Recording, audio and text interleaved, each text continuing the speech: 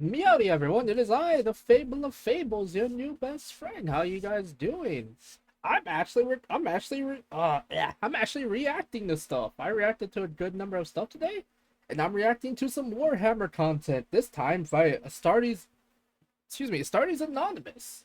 Lovely soul, lovely person. Really knows what he's doing. Today we're gonna learn about 10 weirdly perfect space marines and mortal duels. Let's check this out. This looks fun. In the grim darkness of the far future, war isn't fought alone. Oh yeah. It's fought side by side with the Emperor's Space Marines, his Angels of Death, the Adeptus Astartes, and his mortal soldiery, the Hammer of the Emperor, the setting's closest embodiment of the indomitable human spirit, the Imperial Guard. There are pairings of mortal and transhuman alike that have stuck out to me over the years. Pairings that are sometimes classic, sometimes efficient, sometimes horrifying, and sometimes just an ode to the dogged defiance of the human soul made manifest. Over this video, we're going to start with some combos of Space Marine chapters paired with Imperial Guard regiments that have proven themselves in canon. And then we'll move on to some outliers, and even some combos that haven't yet met that we'd really like to see manifest in big conflicts in the setting. And finally, end on some fringe honorable mentions that aren't necessarily guard regiments, but are still mortal fighting forces that would complement some chapters very well. Also, if you want more of this free-form style of lore video where we get a little bit hypothetical, do let me know in the comments. Also, don't forget to like and subscribe. Let's begin. I will forget. Starting off with the Ultramarines fighting side by side with none other than the Cadians. In the same way that the Cadians are the most easily recognized face of the Imperial Guard, the Ultramarines are the poster boys of the Adeptus Astartes. And for good reason. They're disciplined, strategic, and efficient. They calculate and adapt to win. As the premier sons of Rabute Gilliman, they stick closely to his Codex Astartes, the tactical bible of the Space Marines. And I just want to say this, it's so funny because the Cadians were so good at their job, so good at making sure that Cadia would not fall, that the planet had to give in before they did. That's how good the Cadians were at protecting themselves, at fighting against chaos, guys. Literally, the planet had to give in before they did. Cadians are on another level. They are amazing, and I love them, and I'm so sad that due to the fall of Cadia, they no longer have the high resistance to chaos now. Those that were spaceborn or voidborn, those of you that are born on other planets, they're not as resistant to chaos anymore. It's such a loss for the Imperium. It hurts. Some folks may call them boring, but I think that misses the point. They're dependable, smart, and know how to work with others, especially the Imperial Guard. Just look at Titus in the Space Marine games. He's a great example of an Ultramarine who knows when to follow the rules and when to bend them. Whether it's defending a Forge World or leading a crusade, the Ultramarines bring structure and informational supremacy wherever they go. They're one of the few Space Marine chapters you actually want showing up when things go bad. And if the Ultramarines are the brain, the Cadians are the backbone. Cadians, for the longest time, grew up staring into the Eye of Terror. Now the planet Cadia is gone, blown apart in the 13th Black Crusade. But the legacy of Cadia lives on through the regiments that have survived, and the resettlements that are underway. Cadians are tough, reliable, and ridiculously well trained. Their commanders understand that a little bit of fear goes a long way in keeping a Cadian column alive and fighting. In the first Space Marine game, we see them holding the line on Graia, whilst the Ultramarines clean up the biggest threats. That's kind of their thing. They hold, so others can strike. Be it blue-clad Space Marines or backline artillery, there's no theatrics, no superhuman strength, just grit. And despite all they've lost, they are still one of the most reliable forces of the Guard. They fight like they've got something to prove, because with Cadia gone, they do. Ultramarines and Cadians make such a good team because they play to each other's strengths without stepping on each other's toes. The Ultramarines bring elite tactics and an unmatched operational portfolio, while the Cadians provide rock-solid infantry lines, heavy support, all whilst expanding the Ultramarines' portfolio to a level that almost justifies their plot armor. They're a perfectly balanced tag team.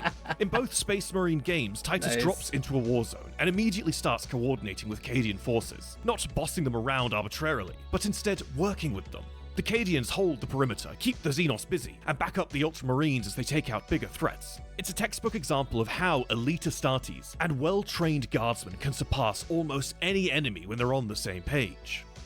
I think that what makes this partnership so special and work so well is a level of mutual respect. Oh, yeah. The Ultramarines, unlike some more arrogant chapters, respect the Guard's role and often prefer working with the Guard. They understand that war isn't just about heroic charges. It's about logistics, numbers, and holding ground. And the Cadians, who fought more chaos than pretty much any other faction, respect the Ultramarines' skill and leadership. With the Cadians and the Ultramarines, there's no ego, no power struggle, just soldiers doing their jobs. That's what makes their combo so good. It's not some grand destiny or prophecy nonsense. It's just two forces that understand the job, respect each other, and get it done. In a universe where everything's on fire, seeing two groups actually work well together, that's one of the Emperor's miracles. Oh yeah. No kidding, seriously.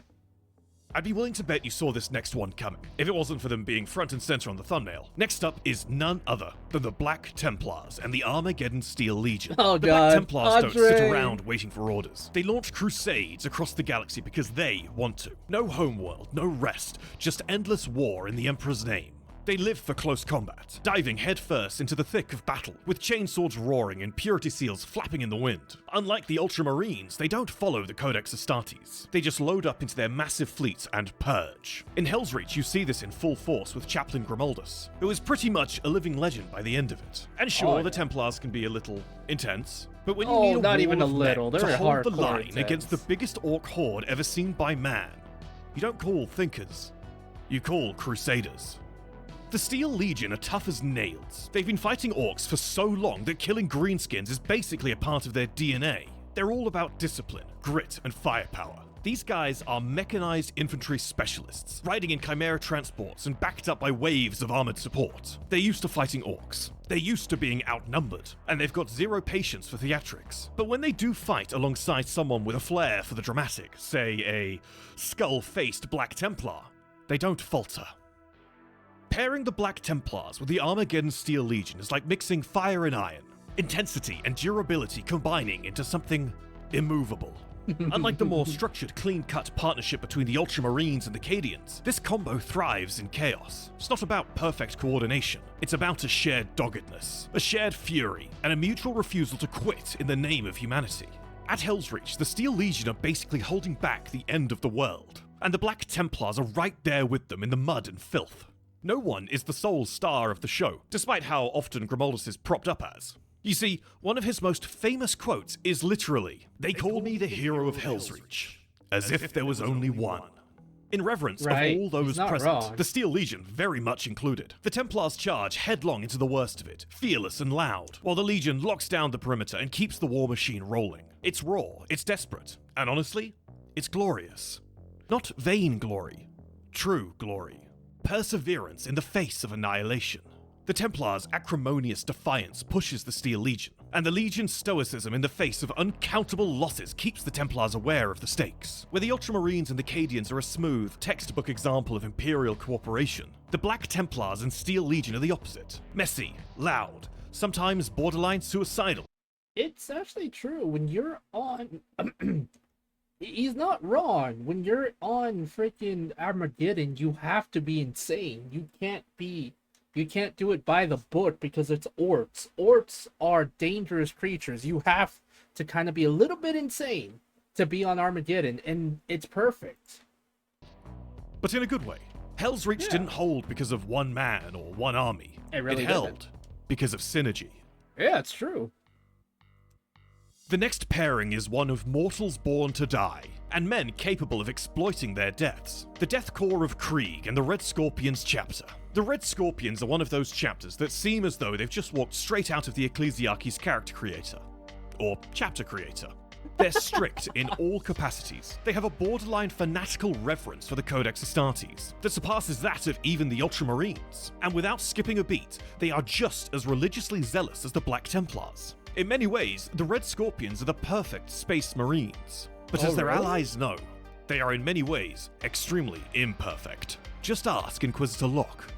The Death Corps of Krieg are what happens when trench warfare, trauma, and religious devotion are all amplified. They don't just expect to die, they train for it. Born in a post-apocalyptic wasteland and raised to atone for their world's heresy, they fight like they're already dead. Masks on, head down, and marching straight into hell. Though as I write this and read it aloud, I would like to dispel the meme for just a moment.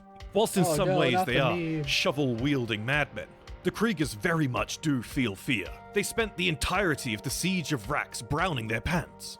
However, they are relentless, loyal, and suffer body counts well into the millions for their world's redemption. The Death Corps isn't a master of heroics or tactics, it's a master of attrition. The Red Scorpions and the Death Corps of Krieg work disturbingly well together, probably because neither of them cares how many corpses it takes to win a war. This combo isn't about synergy in a traditional sense. There's no banter, no heroic last-minute saves. It's all about cold efficiency, shared fanaticism, and an uncomfortable level of mutual acceptance for casualties. Well, mortal casualties. The Siege of Rax was a meat grinder of apocalyptic scale, uncountable dead over years of trench warfare. The Red Scorpions didn't just show up to help, they showed up to cleanse. And then, in good Red Scorpions fashion, they left, leaving someone else, the Kriegers, to foot the bill for several years, before returning to finish the job in the last stretch of the war. The Kriegers provide the grind, the bodies, the immovable object. The Red Scorpions provide the punch, the unstoppable force. There's no ego clash, no command confusion, where some Space Marine commanders might hesitate at the cost of a certain conflict, or Guard generals might resent having no men left to lead, as they've all been converted into cannon fodder. These two forces actually agree on the price of victory, a price measured in mortal lives. Just to provide some... There's actually a story, I'm not sure which one, but there's a quote by one of the Krieg that, I think it was a general, saw just how inhuman the Kriegers are, like, the Death Corps of Krieg is, because like the general, the leader of the Krieg of the Death Corps said, we need to gather all these bodies. These men and women will serve better.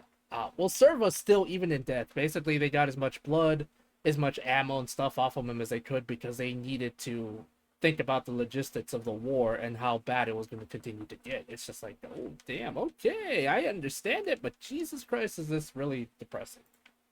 Clarification on my prior comment. The Red Scorpions are really good at leaving their allies to die. During the Anphelion incident, the chapter, who up until this point had a stellar relationship with the Ordo Xenos, were commanded to fight to the last at the orders of Inquisitor Locke. The Red Scorpions Terminator captain, Karab Coln, who would later go on to become their chapter master, basically told Inquisitor Locke to suck an egg before taking off in his Thunderhawk with all his men, leaving Locke to be eaten by Tyranids. Probably for the best. Kriegers never stood a chance.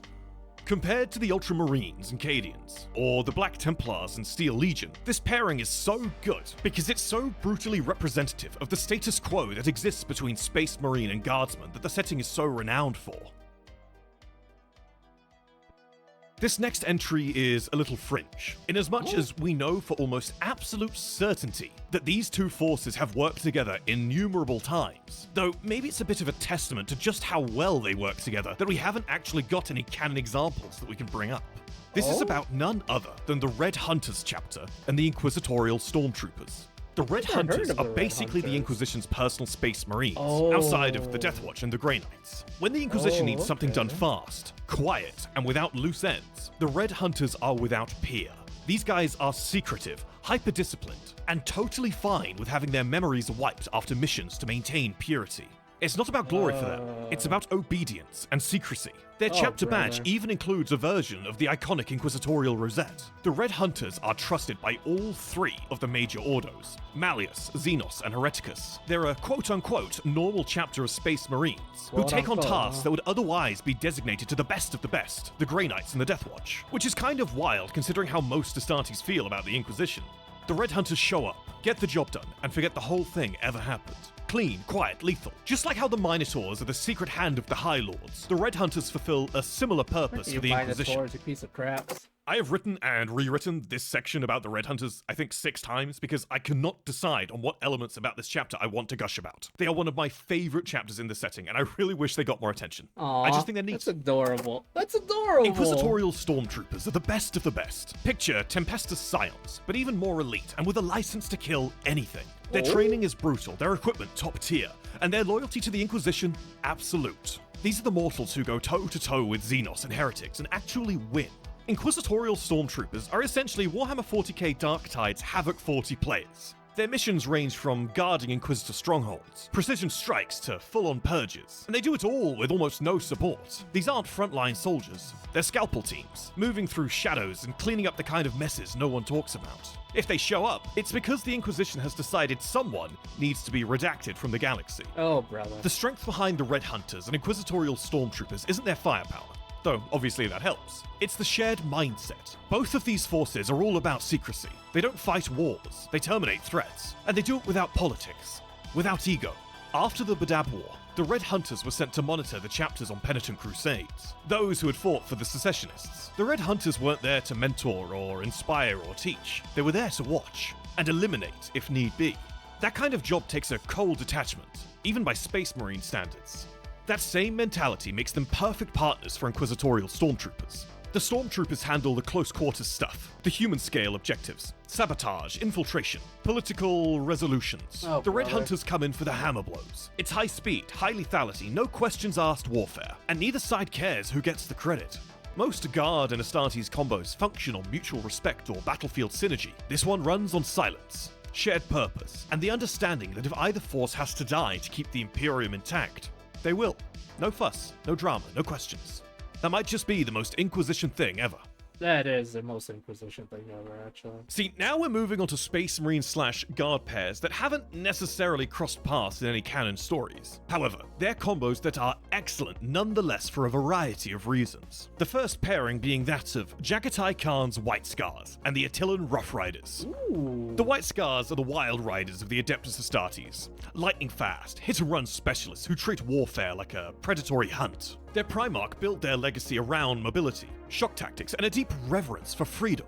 And beneath that high-speed warfare is a deeply philosophical and nomadic warrior culture. They don't crave conquest per se, they crave the perfect hunt. Conversely, the Attilan Rough Riders are straight-up savages. These guys charge into the battlefield on horseback, wielding explosive-tipped lances, like something straight out of a post-apocalyptic Mongol epic. Their homeworld, Attila, is a windswept, brutal place, and it breeds warriors who live hard and fight harder. The 2nd edition Guard Codex tells us that, just like the White Scars themselves, they literally scar their faces in ritual rites of passage. These aren't polished parade grounds guardsmen. They're raiders, born in the saddle and bred for war. In fact, according to the 5th edition Guard Codex, they led the largest ever cavalry charge in Imperial history against the Necrons. Imagine that, the horizon covered from edge to edge with stinky, spear-wielding madmen. And yes, they are stinky, according to the 2nd edition Guard Codex. White Scars and Attilan Rough They're Riders stinky. are basically cultural cousins. Both Oh, come from brother. harsh, open-world environments. Chigoris and Attila are ostensibly mirror images of each other. Both rely on fast strike, shock tactics, and the idea that mobility is everything. Their naming conventions are the same, their love of speed is the same. Even their spiritual beliefs feel oddly aligned for two completely different Imperial forces. If they ever fought side by side, it would, without a doubt, be the most overwhelming show of speed and force any foe of the Imperium of Man would ever see. You probably guessed the next one coming up. In fact, as I was doing my prep for the script, and I was talking to the other members of the Astartes Anonymous team, this was the combo that definitely came up the most. That being the Sons of Leman Russ, the Space Wolves, and the Valhallan Ice Warriors. Ooh, the Space Valhallan Wolves Ice aren't Warriors. just Space Marines. They're animals. They don't do things by the book.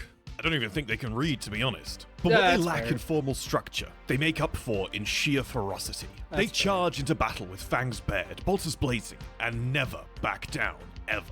Whether it's Chaos Sorcerers or rampaging orcs, they meet every threat head on. Ask anyone who's ever read Battle of the Fang. The Space Wolves might be stubborn furries with the occasional bit of Viking energy, or stubborn Vikings with the occasional bit of furry energy. But without them, my the God. Imperium would have crumbled say long that. ago. Valhallans are the definition of grim determination. Raised on a frozen hellscape where survival itself is victory, these guardsmen are stoic, stubborn, and totally unshakable. According to the 5th edition Imperial Guard Codex, their morale holds even in the face of certain death. And according to the 10th edition Imperial Guard Codex, when the Great Rift tore the galaxy apart, almost all Imperial worlds in Nihilus fell into despair. Question, actually, to those of you that can answer. Isn't the Valhallan group the one that Kane took, Commissar Caiaphas Kane took over for a while? Like, as their leader? Or ruin. But for the Valhallans, It was just another Tuesday. Eh. And whilst according to White Dwarf 286, the Valhallan Ice Warriors' power lies in their specialization of flamers and mortar weaponry, their real strength lies in the fact that they won't yield ground until they are all slain in their entirety. If a single Valhallan lives, Valhalla is undefeated. Infuriatingly, these two forces have never fought side by side, despite both being the premier Ice World forces for the Adeptus Astartes and Imperial Guard. They are masters of the cold. And whilst their cultures are quite different, one the embodiment of stoic perseverance, and the other vicious Nordic-inspired superhumans, both of them have absolute reverence for dogged perseverance. Same reason as to why, despite their 10,000-year rivalry, the Space Wolves begrudgingly respect the Dark Angels. They may think each other belligerent, but they can't deny each other's power. Next up, we've got maybe my favourite hypothetical combo, the Raven Guard paired with Elysian drop troops. The Raven Guard are masters of stealth warfare. From Corax's gene seed, they specialise in infiltration, sabotage, and precision strikes. If a fortress explodes before the enemy even realises they were infiltrated, chances are the Raven Guard were behind it. They're surgical, quiet, and borderline obsessive about striking from the darkness. Don't get me wrong, they're just as adaptable as any other Space Marine chapter. They're just not flashy. If you need someone to assassinate an upstart warlord without starting a full-on war, there's few chapters who are adept at that kind of task than the Raven Guard. Then we have the Elysian drop troops, who are the Imperial Guard's kings of vertical insertion. These guys drop behind enemy lines using grav shoots, and they're trained to hit hard and fast. But here's something you might not know. They're not just paratroopers. According to Dark Apostle 2007, they're perfectly adaptable, more than capable of shifting gears into a full-on armored assault if the situation calls for it. Plus, Imperial Armor Compendiums 3 and 8 tell us that entire companies of Tempestus Scions trained in covert ops are permanently attached to Elysian units. Imperial Armor Volume 4 even tells us that they've got innumerable mission-specific camos. The Raven Guard and Elysian drop troops haven't explicitly or officially fought side by side in any canon material that I'm aware of, but they should have. If you're building the perfect covert strike force in the 41st millennium, pairing the Raven Guard with the Elysian drop troops feels like a no-brainer. Thanks to the embedded Scion infiltration companies, they're trained for coordinated black ops. They already operate in small, flexible units, wear mission-specific camouflage, and shift tactics mid-battle without breaking stride. That kind of fluidity fits perfectly with the Raven Guard's style.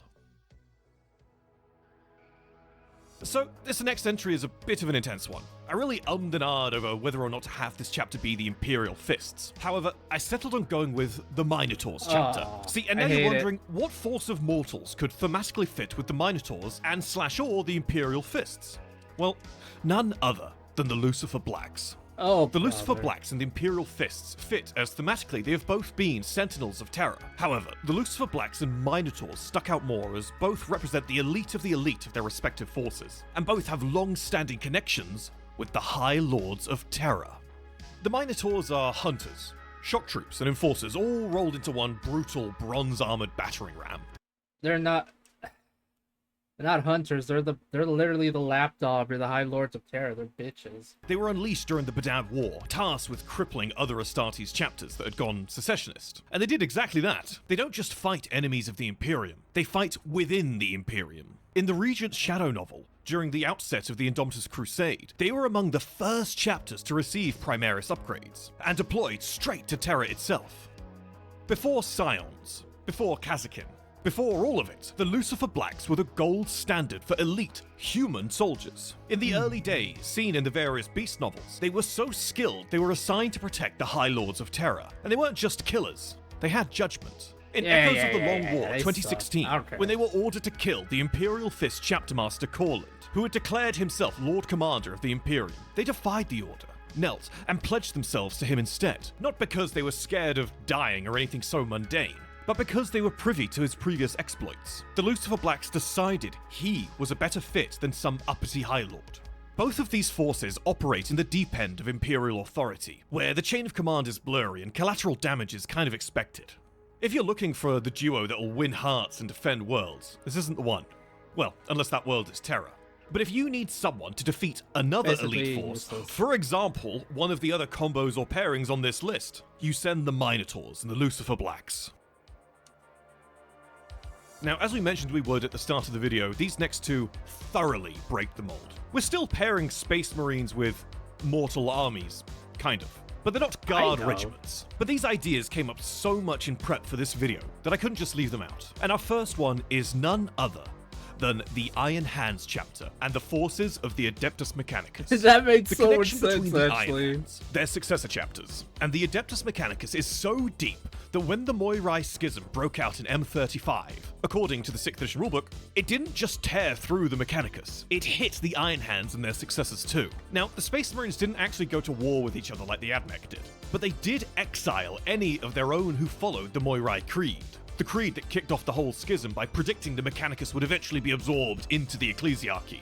Those exiled Astartes ended up forming the Sons of Medusa chapter. Well, all of them except the Red Talons, who, according to Imperial Armor Volume 10, didn't exile their brothers. They just killed them. Also, if you're not in the know, the Red Talons are to the Iron Hands what the Flesh Terrors are to the Blood Angels. Let us know if you want a full video on the Iron Hands successors and the Moirai Schism down below. In Flesh So they basically, what you're telling me is they need to be put in big baby jail and then probably executed. Got it. All right. So new plan: we execute the Red Talons. Steel 2020, we get a look inside an Adeptus Mechanicus servitorization facility. It's mostly criminals being processed, shown through the eyes of an Imperial detective. The whole sequence is horrific. People stripped naked march down fenced corridors, blasted with skin-burning antiseptic chemicals, all while being driven forward by electro rods. The detective notes, "I'm not a squeamish man, and nor do I spare tears for those who deserve punishment. But what I saw in that processorium haunts me still. A person unsuitable for servitorization would be swallowed up by a trap door. From those pits wafted a hideous stench, and the grinding sounds of industrial mincers. One rejected man grabbed onto the lip and hung there, arms and hands bloodied. Guards lined the grating either side of him and shot him until he fell. The adepts wouldn't even waste bullets on these people. Thankfully, I was spared a view of the surgeries. I doubted the Adeptus Mechanicus provided anesthetic, for the same reason they would not dull the pain of a nail under a hammer."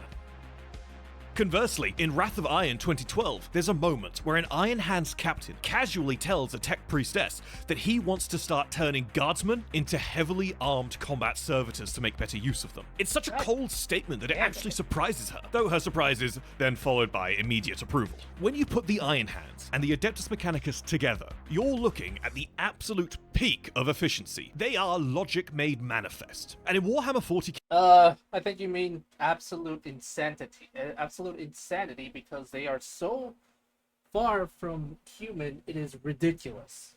Also, sorry, I dropped some water. okay, that comes with a level of cruelty not seen in other settings. This is not Star Trek's Vulcan representation of logic. This is the Omnissiah's representation of logic. And it comes with torture and death. If a force made up of these two matched another chapter and guard regiment in size, I honestly think it would be nearly impossible for them to lose. Their tactics would be just as sacrificial as the Red Scorpions paired with the Death Corps of Krieg, but carried out with terrifying, inhuman efficiency and zero hesitation. Okay, so we have reached the final entry on the list. And this is by far the most out there one. Looking at you, Alex, you started this idea. That's the Gaming Storyteller on YouTube for anyone who doesn't know. What idea is that, you all might be asking? Well, that is the Raptors chapter and the modern-day United States military. Let's look at the Raptors first. The Raptors are one of those Space Marine chapters that haven't had loads of attention over the decades outside of their role in Badab. Being successors of the Raven Guard, they've inherited that tactical mindset, but they've innovated on it. According to Imperial Armor Volume 9, the Raptors do follow the Codex Astartes, but they don't treat it as gospel. It's smart military thinking. Use what works, adapt what doesn't. They're flexible and pragmatic. Each one of the chapter's companies basically acts like its own mini-army, fighting independently unless something huge pulls them all together. That autonomy, as mentioned in Deathwatch Honor the Chapter, lets them operate quickly and quietly without getting bogged down by top-heavy command structures. Something a lot of the Imperium really suffers from. One of my favorite things about them? Their use of camouflage. While some chapters scoff at their terrain-adapted paint jobs, seeing it as unworthy, dishonorable, hell, even cowardly, the Raptors see it for what it is. Practical.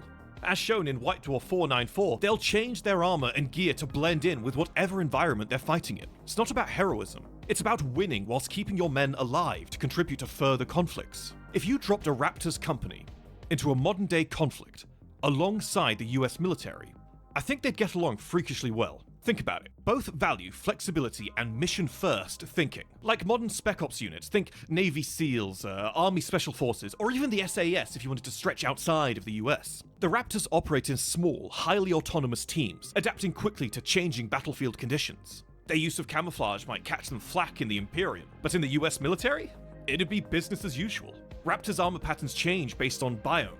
Urban, desert, jungle, just like modern military uniforms and gear do. There's a shared understanding that visibility equals vulnerability, and survival depends on blending in. Plus, the Raptors don't get bogged down in tradition for tradition's sake. They follow proven tactics, but aren't afraid to break the mold if operational intel provides an unorthodox avenue to victory. That's very much in line with how modern Western militaries operate today, constantly innovating, always adjusting. Whether it's counterinsurgency in Afghanistan or urban warfare in Crimea, the Raptors would be right at home working with a force that values adaptability and keeping casualties to a minimum. Anyways, that's the 10. Let us know in the comments down below which one of these was your favorite. Actually, better yet, let me know which one you think is the strongest.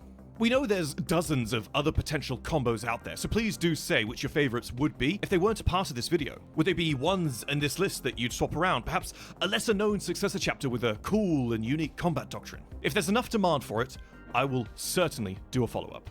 Till next time everyone, goodbye.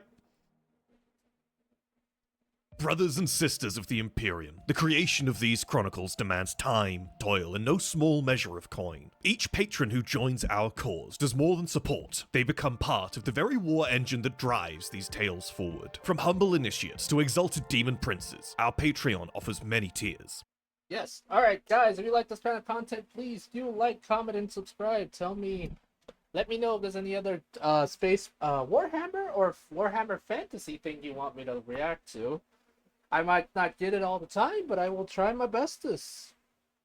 Yeah, guys, thank you. Remember to like, comment, and subscribe on my channel if you want to support me. My Patreon. My Ko-Fi link is in the description, and if you want to support Astartes Anonymous, please feel free to do so. Without him, we wouldn't be able to learn all the cool stuff we are. So yeah, bye.